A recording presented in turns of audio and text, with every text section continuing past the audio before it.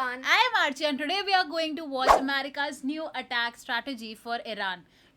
Recently we have been seeing a lot that US is somewhere preparing for the war and we all are looking forward that what is actually gonna happen. What is US up to? And in the previous video we have also seen how much powerful is the US, and I don't think so that in any attempt Iran could compete with US. Yeah, we don't know what plans they have made. I think so. This is going to be very interesting to watch because nowadays we are seeing that Trump is targeting Iran somewhere because of the troops or something, or his whole eye is on Iran, Iran. and this is going to be very interesting to watch. So let's get into the Video. What happens if the US prepares to strike Iran, but their traditional Middle Eastern allies say no? If key nations like Qatar and Saudi Arabia deny permission for military action from their soil due to political constraints, the US has to activate its second strategy. What strategy? Second This means strategy. bypassing the immediate region for staging the attack and instead launching from the perimeter using European bases. However, distance is the ultimate enemy in aerial warfare, True. which completely rewrites the tactical playbook. Yeah. But just how many bases does the US actually have in the Middle East to begin with? The US footprint is massive. There are roughly 30 to 40 military installations scattered That's across the Middle nice. East, hosting around 30,000 to 40,000 troops. This includes massive hubs like Al Udeid Air Base in Qatar, the naval support activity in Bahrain, and Al Dhafra in the UAE. Losing access to this sprawling, localized network for a strike on Iran is a logistical nightmare, Yeah, which is true. exactly why the European backup plan is necessary. If they are denied these local bases, what is this latest strategy they pull out of their sleeves? The core of the new strategy is a massive logistics shift, heavily relying on the deployment of an armada of flying gas stations. The US will employ a coordinated deployment of dozens of KC-135 Strato tanker air-to-air refueling Strato aircraft. tanker. These are moving What from a the name. continental United States and the UK directly into bases in Greece such as Suda Bay and Bulgaria. So they have Why are different these bases in Europe. KC-135 tankers considered the lifeblood of this operation? Because without them, the operation simply cannot happen. Striking Iran from European bases like those in Cyprus, Greece, or Bulgaria means aircraft must cross immense distances. Yeah. Fighter There's jets a like huge F-35s distance. or F-16s simply do not have the internal fuel capacity for a multi-thousand-mile round trip.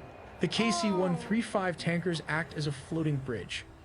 They rendezvous with the strike packages mid-air to top off their tanks, allowing them to penetrate Iranian airspace, drop their payloads, and make it back to Europe safely. Wow. If the tankers don't fly, the strike jets are grounded. So how does the US Navy factor into this massive geographic shift in strategy? To supplement the loss of Middle Eastern land bases, the Navy brings its floating cities into play. For Floating instance, the cities. Gerald R. Ford carrier strike group, Gerald currently R. positioned off Gibraltar, would push rapidly eastward. By reaching the eastern Mediterranean shortly, it creates a crushing strategic Aircraft pincer. carriers can help into this. These new carrier can launch at least 4 jets per minute and uses electromagnetic aircraft launch system. Wow.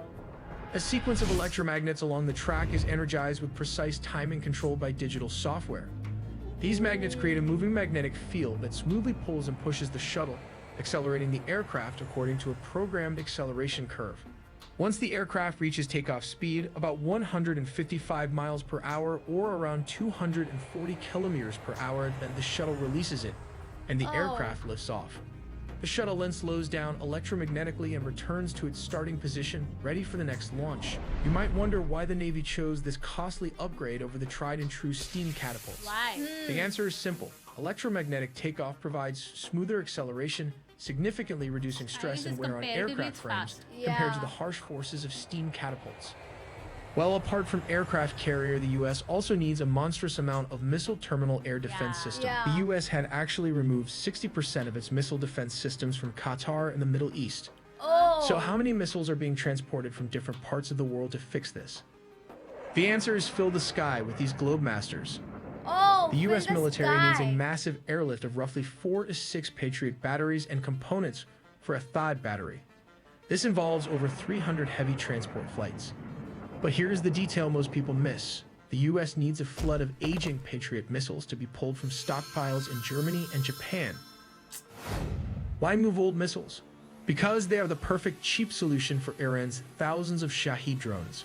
Shahed Commanders are drones. hoarding the brand new Scares PAC-3 kinetic interceptors for the hypersonic and ballistic missile threats. The military is clearing out the Cold War inventory to save the modern tech for the big one. But the Navy destroyers will be the first one to strike. The attack begins not with manned aircraft, but with robotic precision from the sea. The goal is simple: blind the enemy's eyes, their radars, and silence their voice, their command and control. In the Persian Gulf and the Northern Arabian Sea, Arleigh Burke-class destroyers, ships like the Arleigh Burke USS Thomas destroyer. Hubner, receive the launch The order. names are actually The very, vertical very launch creative. system sells his open, and Yeah. moments later, They never dozens of lack in Tomahawk good land names. attack missiles erupt from Always the decks. have amazing names. These missiles fly at subsonic speeds, have a hunting the specialized terrain in what we marketing call team for it. napper earth flight to stay below the radar horizon. They are programmed to loiter and strike simultaneously. Their warheads slam into S-300 and S-400 radar sites and command bunkers. They degrade the integrated air defense system, effectively carving out safe corridors for the pilots who are minutes behind them. While the Tomahawks are still impacting, the silver bullets of the U.S. Air Force are already deep inside hostile airspace. These are the B-2 Spirit stealth bombers. Await the Iranian also have an attack strategy. First and perhaps most famous is the Swarm. The Islamic Swarm. Revolutionary Guard Corps Navy operates hundreds of small, fast attack craft armed with heavy machine guns, rockets, and anti-ship missiles. The tactic here is simple, but deadly. Instead of trying to fight a U.S. destroyer one-on-one, which they would lose, they deploy dozens of small boats simultaneously from every direction. The goal is to overwhelm the U.S. ship's defensive systems, like the Phalanx, by presenting more targets than the ship can track and destroy at once. Moving to Tactic 2, Tactic 2. mining the Strait. Next, we have the Silent Killer, mining the Strait of Hormuz. Strait of Hormuz. What's This is the that? world's most critical oil choke point. Oh, Iran maintains an inventory of thousands of naval mines, including smart mines that can listen for the specific acoustic signatures of enemy ships. In a conflict, Iran could use submarines, small boats, or even disguised civilian vessels to drop mines right into the shipping lanes. Yes. The goal here isn't just military, it's economic. This would deny the U.S. Navy safe passage and immediately spike global oil prices, inflicting massive economic pain on the U.S. and its allies. Here comes Tactic 3, Tactic 3. the kill zone. Third is the geographic advantage, coastal missile batteries. The Iranian coastline is mountainous and rugged, perfect cover for mobile missile launchers. Yeah. The regime also employs shoot and scoot tactics Missile using launchers. truck-mounted cruise and ballistic missiles. They fire a missile and immediately move to a new hiding spot before the U.S. can strike back. Yeah, the This terrain. effectively turns the Gulf into a kill zone, where U.S. ships are under constant threat of fire from land with nowhere to hide. Yeah. Tactic 4. We have the ambush threat, midget submarines. Ambush threat. The Persian Gulf is actually quite Submarines, shallow, okay. which makes it difficult for massive U.S. nuclear submarines to operate. However, it Persian is Gulf. perfect for Iran's fleet of diesel-electric mini-subs, like the Ghadar class. These small guess subs can Iran sit has silently an on the advantage of its seafloor, waters, waiting for a target to the pass sea body. overhead before firing Yeah. torpedoes.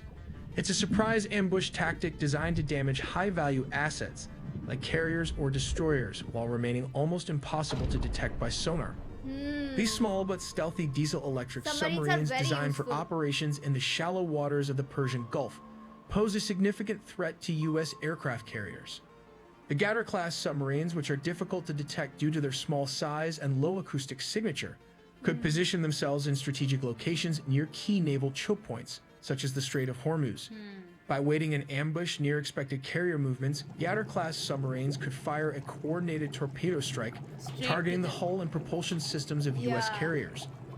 A successful torpedo strike on an aircraft carrier could disable its flight deck operations, and they are significantly very reducing the expensive. U.S. Navy's ability to project air power in the If region. If an aircraft carrier Additionally, is gone, these then submarines the could jets lay are also in underwater danger. mines in critical Yeah. sea How lanes, they connect? forcing U.S. warships into predetermined ambush zones where Iranian missile and drone attacks could follow up. Tactic 5. We can't ignore the aerial threat. Area. This is Aerial drone threat, warfare. Yeah. Iran has invested heavily in becoming a drone superpower in the Middle East. In a conflict, they would use UAVs not just for surveillance, but as loitering munitions, essentially suicide drones. Suicide The tactic drones. is to launch them They'll in just massive barge waves to into the crash into ship. the sensitive radar dishes and flight decks of U.S. ships. Whoa. The goal is to This is a blind the huge fleet's threat. sensors and halt flight operations, leaving the Okay. ships vulnerable to missile attacks. Let's look at Tactic 6. The US fleet relies on ports in Bahrain and air cover from bases in Qatar to sustain the fight. Iran possesses the largest ballistic missile arsenal in the Middle East. Their strategy includes massive missile barrages targeting these static headquarters and logistical hubs. The goal isn't just to destroy buildings, but to deny the US Navy the fuel, ammo, and command support it needs to stay in the fight. Okay. If the ships have nowhere to dock, they can't stay in the Gulf. But if the Iranian disable the Navy carrier, can the US still fight back? The answer is yes. It can. Focusing only on the slow-moving ships is a mistake. The United States holds an ace up its sleeve that doesn't need to wait for a clear shipping lane. Yeah. Even without a carrier strike group, the US can deliver precision strikes for weeks to come. This is the domain of Air Force Global Strike Command. They can deploy the Big Three strategic B-2 bombers Spirit. anywhere in the world in just 24 hours. First, you have the B-2 Spirit stealth Stealth bomber. bomber. This is the door Yeah, kicker. we learned about It is it. the only aircraft in history Missouri. capable of taking off from Missouri, flying non-stop to Iran, penetrating the most advanced air This is defense very networks powerful. undetected, and dropping massive Stealth bunker plus busters super on deep missile. underground facilities. Second, the B-1B Lancer, known as the Bone. This Bone. supersonic heavy hitter carries the largest payload of any U.S. bomber. Oh. It can dash in at high speed and low altitude to deliver massive barrages of cruise missiles or satellite-guided bombs to clear the path. And finally, the B-52 Stratofortress. It may look old, but do not underestimate it. Oh, this looks It acts very as a scary. flying missile truck, capable of Wow. launching long-range cruise Immune missiles from with hundreds all of of miles the away, gases. It while can outside carry the a reach lot of Iranian air missiles. defenses. Let's take a look at how this works. The first line attack involves the B-2 stealth bomber moving in to destroy high-value air defense systems like the famous S-400 Triumph and other surface-to-air missiles, effectively They'll be disabling them destroyed. by using its Yeah. stealth technology. Next, the B-1 Lancer flies at a very low altitude towards enemy targets to take out older anti-aircraft guns and missiles. Gone. And the last This one. clears the way for conventional aircraft like the B-52 Stratofortress, which can then sweep in to destroy any critical infrastructure without facing anti-aircraft threats. Wow.